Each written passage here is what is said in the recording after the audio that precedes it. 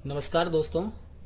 Last topic हम पढ़ रहे थे रेडॉक्स अभिक्रिया यानी कि ऑक्सीकरण तथा अपचयन, जिसमें मैंने आपको बताया कि ऑक्सीकरण क्या होता है और अपचयन क्या होता है और रेडॉक्स अभिक्रिया किसे कहते हैं, किस तरह से अपन ये पता लगा सकते हैं कि ऑक्सीकरण किसका होगा और अपचयन किसका होगा।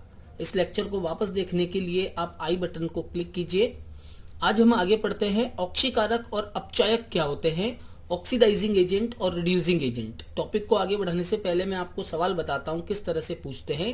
क्वेश्चन ऐसे दिया जाता है कि 4 ऑप्शन देके पूछ लेते हैं एक अभिक्रिया में कि इनमें से कौन सा, ठीक है ना, सही है या कौन सा ऑक्सीकारक है या कौन सा अपचायक है। तो देखो ऑक्सीकारक क्या होते हैं, एक सिंपल डेफिनेशन क्या होती है ऑक्सीकारक की। वे पदार्थ, ऑक्सीकारक का मतलब होता है वे पदार्थ जो जो दूसरे पदार्थों का, जो दूसरे पदार्थों का ऑक्सीकरण, दूसरे पदार्थों का ऑक्सीकरण करते हैं तथा स्वयं, ठीक है, इटसेल्फ, खुद, तथा स्वयं अपचयित हो जाते हैं, तथा स्वयं अपचयित हो जाते हैं। Those substance which oxidize other and reduce itself, जो दूसरों का तो ऑक्सीकरण करते हैं और खुद अपचयित हो जाते हैं, रिड्यूस हो जाते हैं, उन्हें हम कहते हैं ऑक्सीकारक। ठीक है, इसका अपन एक सिंपल एग्जांपल देखें तो जैसे ये बी है, ठीक है, और बी का क्या होना है, ऑक्सीकरण होना है, जो दूसरों का ऑक्सीकरण करते हैं। मान लीजिए बी का ऑक्सीकरण हो गया और ऑक्सीकरण में अपन जानते हैं कि क्या चीज होती है, इलेक्ट्रॉन त्यागा जाता है। मान लो बी ने इलेक्ट्रॉन त्याग दिया यानी बी का ऑक्सीकरण हुआ, तो जो ये त्यागा हुआ इलेक्ट्रॉन है, ये त्यागा हुआ इलेक्ट्रॉन जो पदार्थ ले लेता है, मान लीजिए ए यहां पर मौजूद था, उस ए ने ये इलेक्ट्रॉन ले लिया।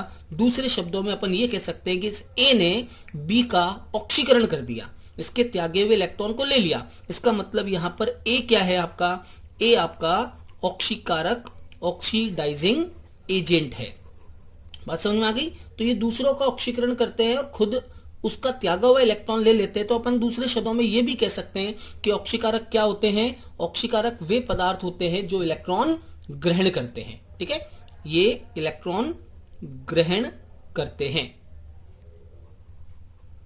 इलेक्ट्रॉन ग्रहण करने वाले पदार्थ ऑक्सीकारक होते हैं। क्लियर, इलेक्ट्रॉन लेने वाले पदार्थ ऑक्सीकारक होते हैं। आपको एग्जाम में दिया हुआ आ सकता है कि कौन सा ऑक्सीकारक है, तो आप पहले से याद रखें कि किस तरह से अपन ये आइडिया लगा सकते हैं। एक ऐसा अणु जिसमें ऑक्सीजन की संख्या बहुत ज्यादा हो, वो ऑक्सीकारक होता है नॉर्मली। जैसे कुछ एग्जाम्पल मैं आपको बता रहा हूं, जैसे KMnO4, पोटेशियम परमैंगनेट, एक ऑक्सीकारक है। क्यों है पोटेशियम परमैंगनेट, क्योंकि इसमें बहुत ज्यादा ऑक्सीजन है और ये किसी को ऑक्सीजन देकर उसका ऑक्सीकरण कर सकता है। ऑक्सीकरण का मतलब होता है ऑक्सीजन का जुड़ना। ऐसे ही K2Cr2O7, पोटेशियम डाइक्रोमेट, ये भी किसी का ऑक्सीकरण कर सकता है। नाइट्रिक अम्ल HNO3, ये भी ऑक्सीकारक होता है, बहुत ही बढ़िया ऑक्सीकारक होता है, कंसंट्रेट सांद्र नाइट्रिक अम्ल। परक्लोरिक अम्ल HClO4, एक ऑक्सीकारक के समान व्यवहार दर्शाता है। H2SO4, सल्फ्यूरिक अम्ल भी एक अच्छा ऑक्सीकारक होता है। Sulphur trioxide SO3, sulphur dioxide SO2, ये ऑक्सीकारकों का व्यवहार दर्शाते हैं। HiO3, आयोडिक अम्ल, जिसे अपन कहते हैं आयोडिक अम्ल, HiO3 बहुत ही अच्छा ऑक्सीकारक होता है। ठीक है, तो पहला एग्जाम्पल आप कैसे आइडिया लगा सकते हैं, सिंपल ट्रिक क्या है, जिसमें ऑक्सीजन की संख्या बहुत ज्यादा होती है, ज्यादातर वो चीजें क्या होती है, ऑक्सीकारक होती है। ठीक है, कुछ और ऑक्सीकारक भी हैं जो बहुत प्रबल होते हैं, जैसे O2F2, डाई ऑक्सीजन डाइफ्लोराइड, या OF2, oxygen difluoride, OF2 oxygen difluoride, O2F2 dioxygen difluoride, ये प्रबल ऑक्सीकारकों का व्यवहार दर्शाते हैं। ठीक है, एक्चुअल में ये फ्लोरीनिकारक लेकिन प्रबल ऑक्सीकारक ही बोलते हैं इनको अपन। इसके अलावा हेलोजन, हेलोजन में आप ध्यान रखना कि सबसे प्रबल ऑक्सीकारक होता है फ्लोरीन, उससे कम होता है क्लोरीन, उससे कम होता है ब्रोमीन, और सबसे दुर्बल ऑक्सीकारक होता है आयोडीन। ये चारों हेलोजन की ऑक्सीकारक क्षमता का क्रम है। तो हेलोजन में सबसे अच्छा ऑक्सीकारक होता है फ्लोरीन। क्लियर हो गया। तो ये एग्जाम्पल ही ज्यादातर मोस्टली एग्जाम में डायरेक्टली पूछते हैं, इनमें से कौन सा एक ऑक्सीकारक है। तो आप ये याद रखें जिसमें ऑक्सीजन का नंबर सबसे ज्यादा है, यानी जिसका ऑक्सीकरण अंक सबसे ज्यादा है, वो ऑक्सीकारक होते हैं। ठीक है। दूसरा है अपचायक।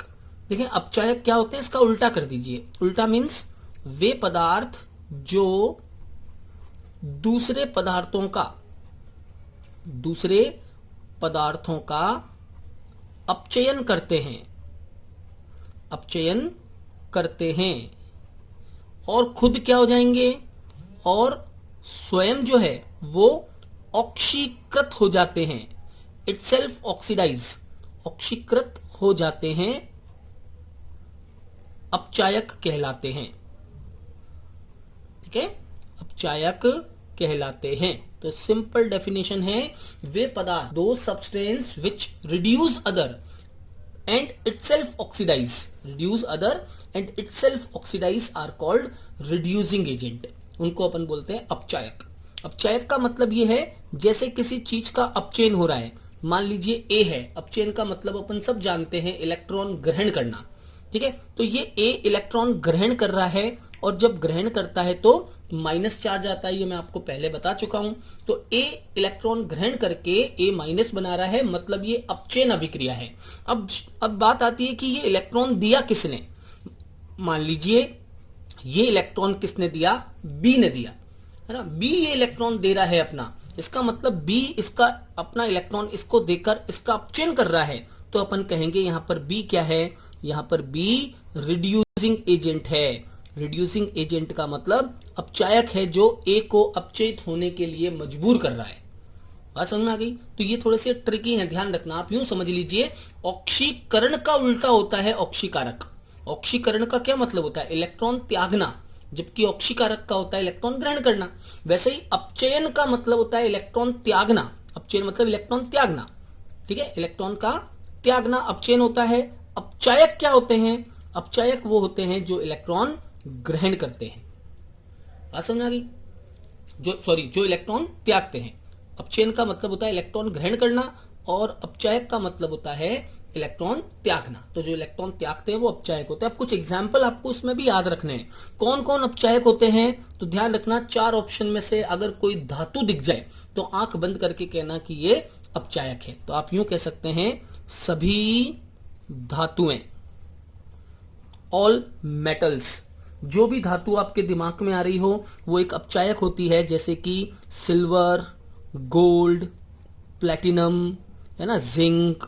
जो भी धातु जिस रूप में आ जाए, जैसे निकल, सोडियम, Na, लिथियम, Li, जितने भी धातुएं होती है वो बहुत ही बढ़िया अपचायक होती है। और याद रखना, पूरी आवर्त सारणी में स्ट्रॉन्गेस्ट रिड्यूसिंग एजेंट यानी कि प्रबलतम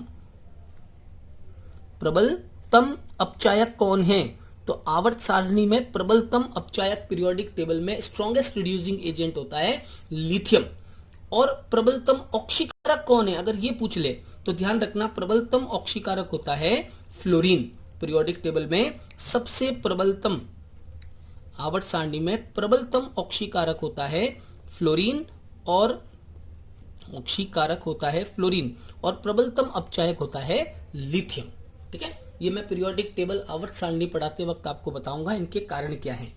और आगे बढ़ते हैं। धातुओं के अलावा जितने भी धातुओं के हाइड्राइड्स होते हैं, धातुओं के हाइड्राइड का मतलब धातुओं के साथ हाइड्रोजन अगर जुड़ी हुई हो तो वो भी अपचायक होते हैं, जैसे लिथियम हाइड्राइड LiH, या जैसे sodium hydride NaH, magnesium hydride MgH2, या कैल्शियम हाइड्राइड CH2। मेटल के साथ अगर हाइड्रोजन आती है तो वो अपचायक हाइड्रोजन होती है, ध्यान रखना। जैसे लिथियम एल्यूमिनियम हाइड्राइड LiAlH4, बहुत ही बढ़िया अपचायक होता है lithium aluminium hydride. Sodium borohydride NaBH4, आप इनके नाम भी याद रखना, ठीक है, नाम भी साथ में लिख लेना। Lithium aluminium hydride LiAlH4, sodium boro means boron, sodium borohydride. तो ये हाइड्राइड जितने भी होते हैं धातुओं के, वो बहुत ही बढ़िया अपचायक स्वभाव के होते हैं। ठीक है, इसके अलावा कुछ और चीजें हैं जो अपचायक होती है, जैसे कि सल्फर डाइऑक्साइड SO2, या जैसे कि H2O2 hydrogen iodide, HI hydrogen iodide, HI H2O2 hydrogen peroxide, ठीक है, H2O2 hydrogen peroxide, HI hydrogen iodide, these are some good reducing agent. ये कुछ अच्छे अपचायकों में भी आते हैं। एक बहुत और बात मैं आपको बताऊं यहाँ पे स्पेशली, वो आप ध्यान रखना। देखो SO2 को मैंने दोनों तरफ लिखा है, ये ऑक्सीकारक भी है और ये अपचायक भी है, क्योंकि कोई किसी अभिक्रिया में H2O2 ऑक्सीकारक का व्यवहार दर्शाता है तो किसी अभिक्रिया में ये अपचायक का व्यवहार भी दर्शाता है। तो ध्यान रखना, SO2 और H2O2 ये दोनों का व्यवहार दर्शाते हैं, मतलब ये ऑक्सीकारक तथा अपचायक, ऑक्सीकारक तथा अपचायक, ऑक्सीडाइजिंग एजेंट और रिड्यूसिंग एजेंट दोनों का बिहेवियर शो करते हैं। टॉपिक क्लियर हुआ। अब मैं आपको बताता हूं एग्जाम्पल, कि अगर किसी एग्जाम्पल में आ जाए और आपको पहचानना हो कि कौन सा ऑक्सीकारक होगा और कौन सा अपचायक होगा, तो देखें इसके लिए क्या ट्रिक है और क्या इजी टिप है जो मैं आपको बताता हूं। ठीक है, ध्यान से। ऑक्सीकारक और अपचायक को किसी अभिक्रिया में पहचानना। मान लीजिए कोई एक रासायनिक अभिक्रिया अपने को बना के दी है, फॉर एग्जाम्पल जैसे ये रिएक्शन है zinc plus CuSO4, sorry, zinc plus copper sulphate gives zinc sulphate plus copper. ध्यान से देखना, ये एग्जाम में सवाल बनाते हैं, ठीक है। यही चीजें हैं जो आपके एग्जाम में क्वेश्चन की फॉर्म में आती है। अब आपसे पूछ लिया इस अभिक्रिया में अपचायक कौन है और ऑक्सीकारक कौन है, तो देखो बड़ा सिंपल है। मैं आपको सिंपल ट्रिक बताऊं, एक सिंपल लाइन बताऊं मैं आपको, वो आपको याद रखनी है, ठीक है।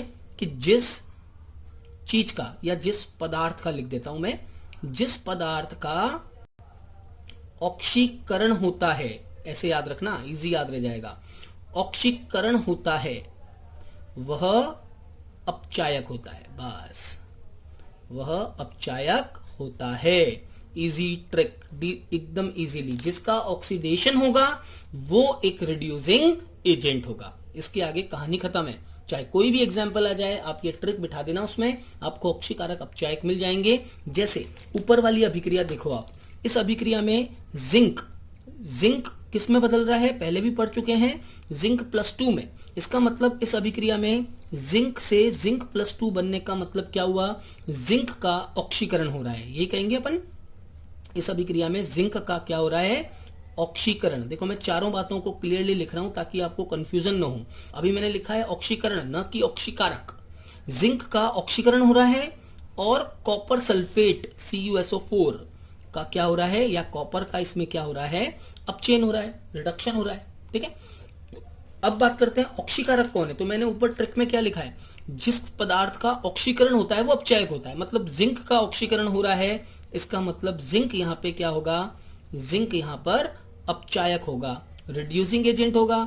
और कॉपर सल्फेट यहां पर क्या होगा, तो कॉपर सल्फेट यहां पर ऑक्सीकारक होगा।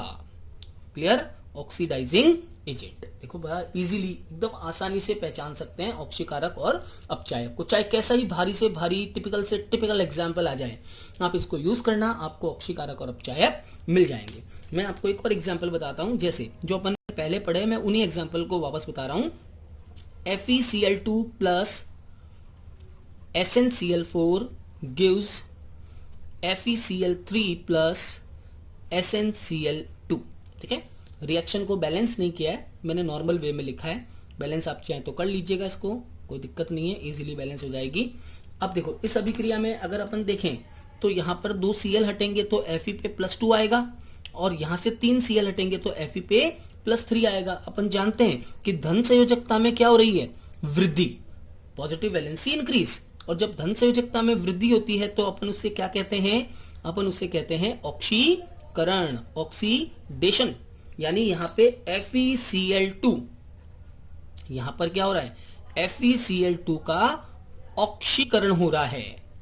इसका मतलब क्या हुआ, FeCl2 का ऑक्सीकरण हो रहा है, तो मतलब हुआ कि FeCl2 यहां पे क्या होगा, अपचायक होगा।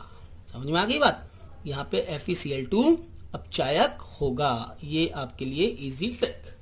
अब आपको ऑक्सीकारक पहचानना है तो दूसरा वाला जो भी पास में है वो ऑक्सीकारक होगा। कभी भी उत्पाद में ऑक्सीकारक और अपचायक नहीं होंगे, ध्यान रखना। सिर्फ क्रियाकारक वाले जो होते हैं उन्हीं में ऑक्सीकारक और अपचायक को आपको देखना है। बात समझ में आ गई? चलिए आगे बढ़ते हैं। ये तो था ऑक्सीकारक क्या होते हैं और अपचायक क्या होते हैं। अब मैं आपको बताता हूं, कभी एग्जाम में सवाल पूछ लेते हैं कि इनमें से कौन सा सबसे ज्यादा क्रियाशील है या कौन सा धातु सबसे कम क्रियाशील है। तो धातुओं की एक श्रेणी होती है, उस श्रेणी को अपन बोलते हैं सक्रियता श्रेणी, एक्टिविटी सीरीज। देखिए नेक्स्ट टॉपिक इसी के अंदर है, रेडॉक्स अभिक्रिया से ही रिलेटेड है। नाम है इसका सक्रियता एक्टिविटी, सक्रियता श्रेणी, एक्टिविटी सीरीज। ठीक है, जिसे हायर लेवल पे, केमिस्ट्री में हायर लेवल पे इसको बोलते हैं अपन इलेक्ट्रोकेमिकल सीरीज। हाई लेवल पे इसको अपन बोलते हैं इलेक्ट्रोकेमिकल सीरीज। अब ये क्या है? ये एक्चुअल में क्या है? धातुओं की क्रियाशीलता का एक घटता हुआ क्रम है। आप यूं समझ लीजिए, धातुओं की क्रियाशीलता का घटता हुआ क्रम। सक्रियता श्रेणी मतलब धातुओं की क्रियाशीलता मीन्स रिएक्टिविटी, क्रियाशीलता का घटता हुआ क्रम, घटता हुआ क्रम। ठीक है, बहुत इंपॉर्टेंट है, 10th क्लास की बुक में दे रखा है, 9th क्लास में भी है, तो इंपॉर्टेंट टॉपिक है कि सक्रियता श्रेणी क्या होती है। तो देखो इसमें कुछ तत्व हैं जिनको उनकी क्रियाशीलता के घटते हुए क्रम में व्यवस्थित किया गया है। मैं आपको सीरीज बना के बताता हूं। जैसे सबसे ऊपर आता है लिथियम, फिर पोटेशियम, फिर कैल्शियम, फिर सोडियम। मैं वही एलिमेंट्स, वही तत्व ले रहा हूं जो ज्यादा उपयोगी और इंपॉर्टेंट है। ठीक है, वैसे तो पूरी सीरीज में केमिस्ट्री के सारे धातु तत्व आ जाते हैं इसमें, लेकिन अपने को सारे धातु तत्व नहीं देखने, अपने को जर्नल साइंस के अकॉर्डिंग देखना है 10th क्लास तक, तो वो मैं आपको बता रहा हूं। मैंगनीज, सोडियम के बाद में आता है एमिन, मैंगनीज, मैंगनीज के बाद में आता है जिंक, जिंक के बाद में आता है आयरन, आयरन के बाद में आता है निकल, निकल के बाद में आता है लेड, पीबी, फिर उसके बाद में आता है हाइड्रोजन, हाइड्रोजन के बाद कॉपर, कॉपर के बाद मरकरी, मरकरी के बाद सिल्वर, सिल्वर के बाद गोल्ड और गोल्ड के बाद प्लेटिनम, और प्लेटिनम के नीचे आता है फ्लोरीन F2 जो कि अधातु है, लेकिन मैंने जानबूझ के यहाँ लिखा है आपको कुछ बताने के लिए। ठीक है, ये जो सीरीज है इसमें कुछ और भी तत्व आते हैं। ठीक है, जैसे यहाँ बेरियम भी आता है, यहाँ Mg मैग्नीशियम भी आता है ना, एल्यूमिनियम भी आता है, लेकिन जो काम के तत्व हैं वो मैंने यहाँ धातु तत्व लिखे हैं। इस पूरी सीरीज को अपन बोलते हैं सक्रियता श्रेणी, एक्टिविटी सीरीज। ये सीरीज क्या बताती है? ये सीरीज ये कहती है कि अगर इस सीरीज के अंदर आप नीचे से ऊपर की ओर बढ़ेंगे, यहाँ से नीचे फ्लोरीन से किस तरफ जाना है आपको? फ्लोरीन से लिथियम की तरफ जाना है, नीचे से ऊपर की तरफ जाते हैं तो क्या होता है? सबसे पहली बात, जब नीचे से ऊपर जाते हैं तो इन धातुओं की क्रियाशीलता क्या होती है? बढ़ती है, रिएक्टिविटी बढ़ती है। और ये सवाल भी पूछा हुआ है कि क्या कारण है कि सोडियम को जो है वो केरोसिन में रखा जाता है। क्यों रखा जाता है? क्योंकि इसकी क्रियाशीलता बहुत ज्यादा होती है, ये हवा के साथ भी क्रिया कर लेता है। इसको तो छोड़िए आप सोडियम को, आप लिथियम पे आइए। लिथियम को तो केरोसिन में भी रखना मुश्किल होता है, इसे पैराफिन यानी मोम के अंदर लपेट के रखते हैं क्योंकि इसकी क्रियाशीलता बहुत ज्यादा होती है, नमी के साथ, वायु के साथ भी क्रिया कर लेता है। तो क्रियाशीलता क्या होगी? नीचे से ऊपर बढ़ेगी, इसका मतलब सबसे ज्यादा क्रियाशील कौन होगा? लिथियम। Point number 2। दूसरा पॉइंट क्या है? सीरीज में नीचे से अगर आप ऊपर जाएंगे तो अपचायक सामर्थ्य बढ़ेगी, ध्यान रखना, अपचायक सामर्थ्य, that means reducing strength, reducing strength जो है वो बढ़ेगी नीचे से ऊपर, यानी लिथियम बहुत ही प्रबल अपचायक स्वभाव का होता है। तीसरा पॉइंट, जब सीरीज में नीचे से ऊपर जाएंगे तो ऑक्सीकारक क्षमता जो है वो घटती है। अपचायक सामर्थ्य बढ़ता है तो ऑक्सीकारक सामर्थ्य जो है वो घटेगा। इसका मतलब सबसे बढ़िया ऑक्सीकारक कौन हुआ? फ्लोरीन, क्योंकि नीचे से ऊपर जा रहे हैं तो घट रहा है, यानी लिथियम सबसे दुर्बल ऑक्सीकारक है या सबसे प्रबल अपचायक है, strongest reducing agent. Clear?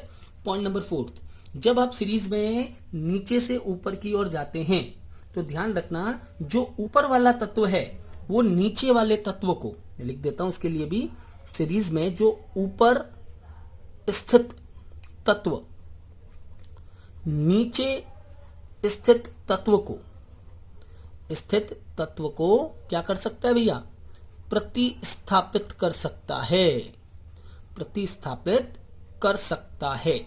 Means elements which is above in the series, important है ये लाइन, ध्यान रखना, जो ऊपर स्थित है वो नीचे स्थित तत्व को प्रतिस्थापित कर सकता है, मतलब हटा सकता है श्रेणी में से, सीरीज में से हटा सकता है या अभिक्रिया के दौरान प्रतिस्थापित कर सकता है। जैसे आपको सवाल पूछ लिया कॉपर प्लस जिंक सल्फेट, बताइए क्या अभिक्रिया होगी, कॉपर प्लस जिंक सल्फेट क्या अभिक्रिया होगी, तो आप कहेंगे अभिक्रिया नहीं होगी, अभिक्रिया नहीं होगी, नो रिएक्शन। क्यों नहीं होगी, क्योंकि कॉपर नीचे है, ये देखिए, और जिंक ऊपर है, गिरा जिंक ऊपर, तो जिंक की क्रियाशीलता कॉपर से ज्यादा है, तो कॉपर जिंक को प्रतिस्थापित नहीं कर सकता। यही मैंने यहां लिखा है कि जो ऊपर होगा वो नीचे वाले तत्वों को हटा सकता है, लेकिन नीचे वाला तत्व ऊपर वाले तत्व को नहीं हटा सकता।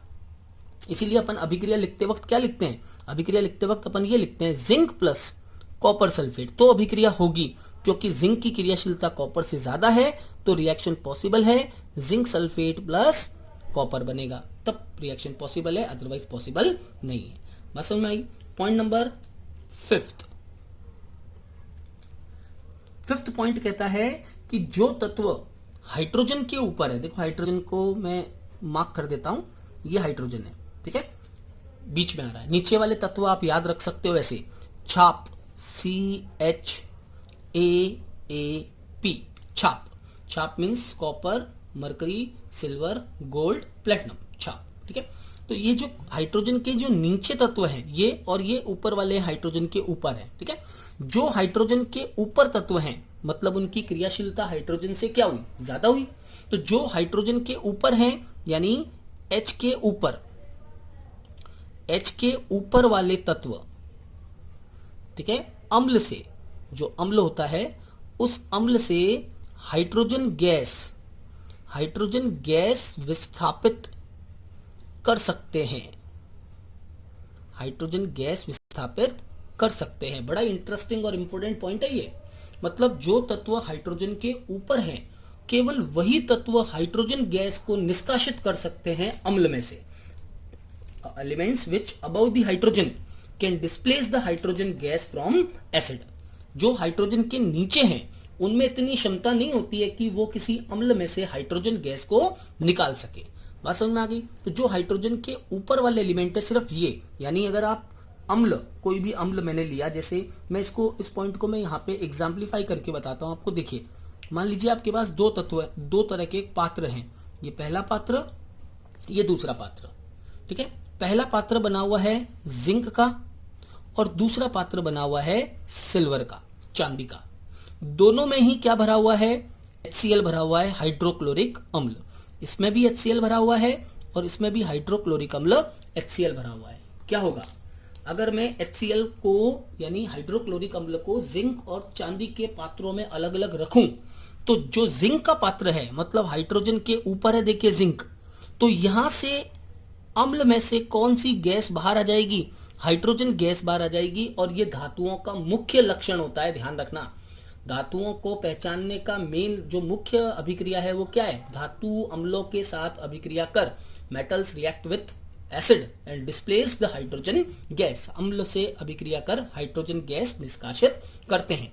लेकिन जो चांदी वाला पात्र है उसमें से हाइड्रोजन गैस का निष्कासन नहीं होगा, क्योंकि हाइड्रोजन के नीचे स्थित है सिल्वर। समझ में आ गई। इस सीरीज को अपन बोलते हैं एक्टिविटी सीरीज, जिसके ऊपर एग्जाम में क्वेश्चंस पूछे जा सकते हैं आपसे। बात समझ में आई।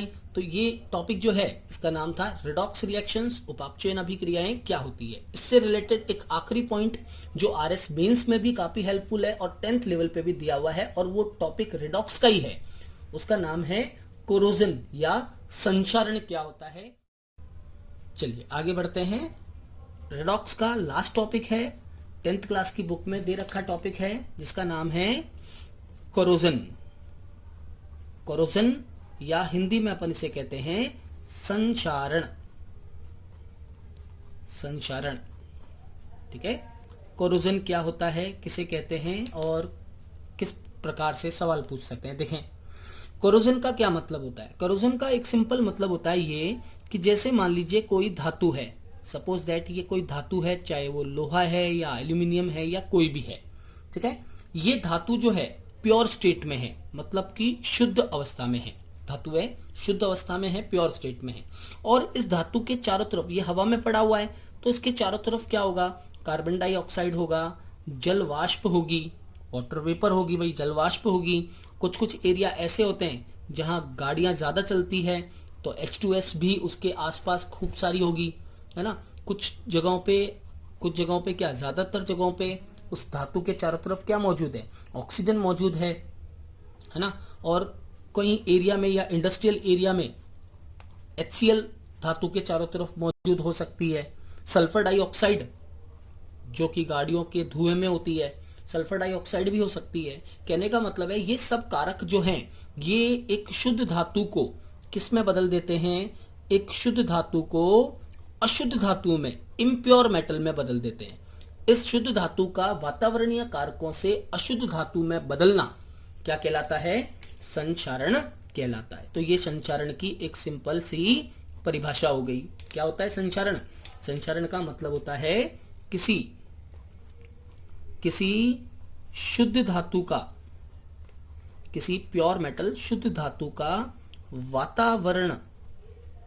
वातावरणीय कारकों द्वारा अशुद्ध धातु में बदलना, अशुद्ध धातु में बदलना संचारण कहलाता है, संचारण कहलाता है।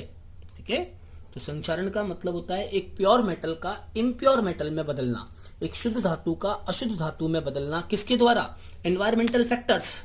एनवायरमेंटल फैक्टर मींस वातावरणीय कारकों के द्वारा इम्प्योर मेटल में बदलना संचारण कहलाता है। और ये संचारण कैसी घटना है तो आप खुद देख सकते हो। धातु अगर प्योर स्टेट में, मान लीजिए मैं कह दूं आपको लोहा है, Fe प्योर है, अशुद्ध कब होगा? जब उसकी अभिक्रिया ऑक्सीजन से हो जाएगी, यानी क्या बन जाएगा? FeO बन जाएगा। अपन यूं भी कह सकते हैं कि धातु में ऑक्सीजन जुड़ रही है, तो संचारण किस प्रकार की घटना है? संचारण वास्तव में एक ऑक्सीकरण घटना है, ऑक्सीकरण घटना है। इसीलिए इसे रेडॉक्स के साथ में पढ़ा जाता है, क्योंकि यहां पर धातु का क्या होता है? ऑक्सीडेशन होता है। संचारण के कुछ एग्जाम्पल्स भी हैं नेचर में, जो नॉर्मल एग्जाम्पल जो ज्यादातर अपने को देखने को मिलते हैं। क्या एग्जाम्पल है? तो सबसे पहला एग्जाम्पल लोहे पर जंग लगना। लोहे पर जंग लगना बहुत ही इंपॉर्टेंट फॉर्मूला होता है, जो कंपटीशन एग्जाम्स के अंदर जो है एग्जामिनर माइंड में हमेशा रहता है कि लोहे पर जंग लगने का सूत्र क्या होगा। तो उसका फॉर्मूला ध्यान रखना। जंग लगा हुआ लोहा यानी रस्टेड आयरन, रस्टेड आयरन का फॉर्मूला होता है Fe2O3.XH2O। आयरन का ऑक्साइड होता है ये, आयरन ऑक्साइड, रेड ऑक्साइड भी बोलते हैं जिसको, Fe2O3, और साथ में जल के अणु होते हैं XH2O। मैं बता चुका हूं X का मतलब कितने भी जल के अणु हो सकते हैं, और इन XH2O को क्या बोलते हैं? क्रिस्टलीय जल, क्रिस्टलाइन वाटर। ठीक है। दूसरा एग्जाम्पल जो नॉर्मली अपन को देखने को मिलता है तांबे के साथ, उसको बोलते हैं कॉपर यानी तांबा, कॉपर का हरा होना, greenish deposition on copper. Copper की कोई भी प्योर कॉपर की चीज होती है ना, तो वातावरण में बहुत दिनों तक पड़ी हो या नमी में पड़ी हो, तो धीरे धीरे उसके अंदर जो है हरापन आने लगता है। इस कॉपर का हरा होने का रासायनिक सूत्र क्या है? उसका रासायनिक सूत्र है CuCO3CuOH होल ट्वाइस।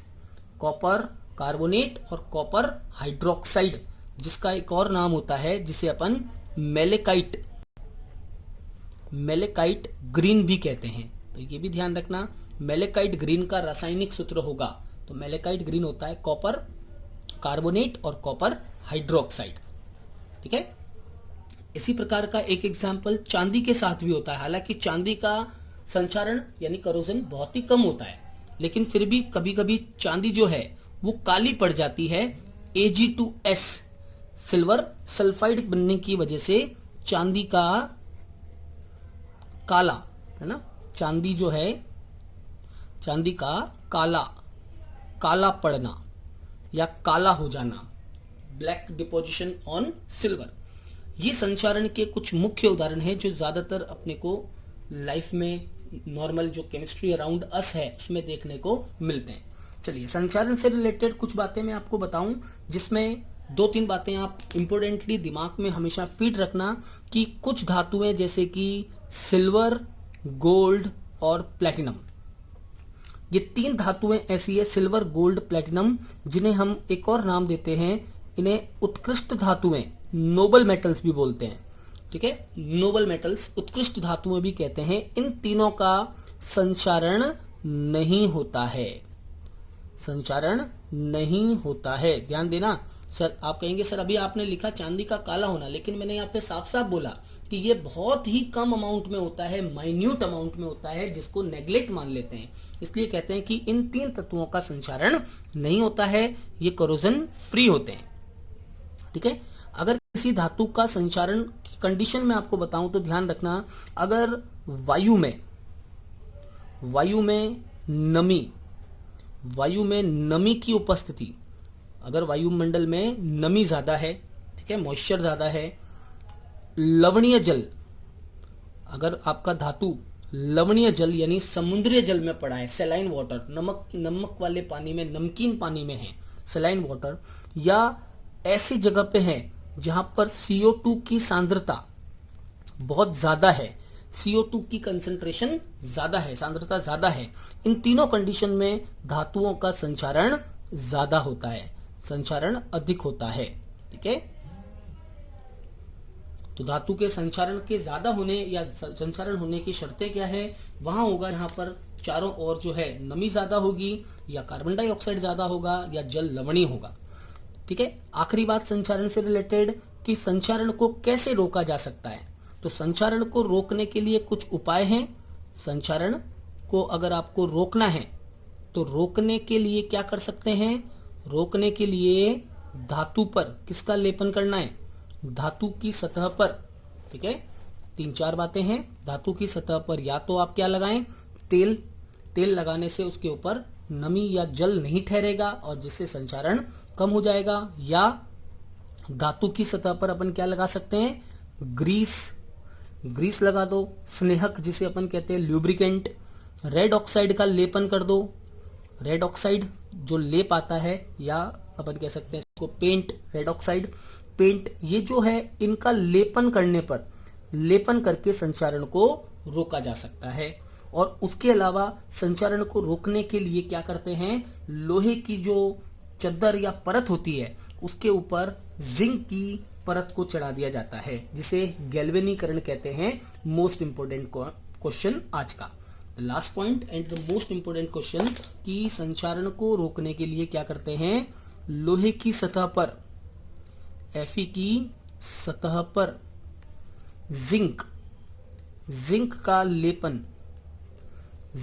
लेपन करना क्या कहलाता है, गैल्वेनीकरण कहलाता है। लोहे की सतह पर जिंक का लेपन करना गैल्वेनीकरण कहलाता है। मेरी तरफ से इंपॉर्टेंट क्वेश्चन है, ये आपको एग्जाम में पूछ सकते हैं, जिससे संचारण को रोका जा सकता है। ठीक है, चलिए, इस तरह से हमने कंप्लीट चैप्टर कंप्लीट किया है रीट के सिलेबस का। रेडॉक्स अभिक्रिया क्या होती है, ऑक्सीकरण अपचयन, ऑक्सीकारक अपचायक क्या होते हैं, और संचारण क्या है, और ये इसको किस प्रकार से रोका जा सकता है। आज के लिए इतना ही। Thank you very much.